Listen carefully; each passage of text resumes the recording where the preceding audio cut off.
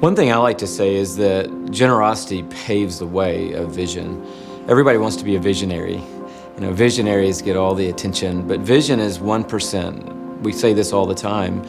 And the other 99% is hard work, faithfulness, sacrifice, generosity, blood, sweat, tears, prayer, faith, failure, restart, and then do all that all over again. And so people think, oh man, I just want God to give me a vision for my life, or a vision for our company, or a vision for this particular endeavor.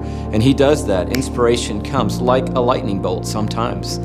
But once the lightning strikes, you are left with the opportunity now to actually walk out what God has given you to do. People look at things 20 years later, 10 years later, 5 years later, they say, man, I want to do that.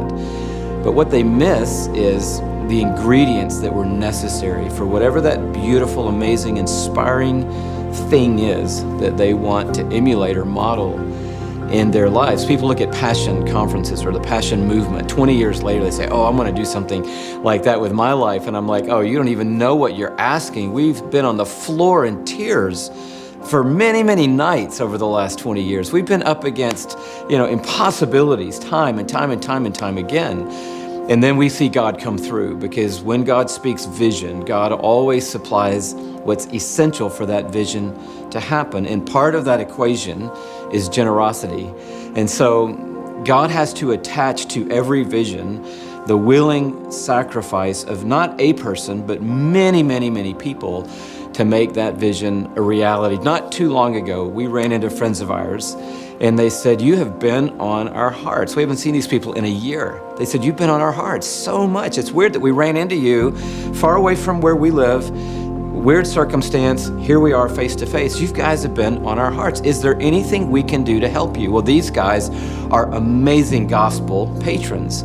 Well, funny thing is, Shelly and I had been having a conversation about those guys, because we have some significant things we're believing and trusting God for in the very present moment. And here we were face to face. We have vision. God had already stirred in them a desire for generosity again. And one conversation resulted in what I like to call a miracle of provision. And some things are happening right now while you and I are talking, because generosity was coupled with vision. Without generosity, vision is just a great idea. But with generosity, vision becomes life change for a generation.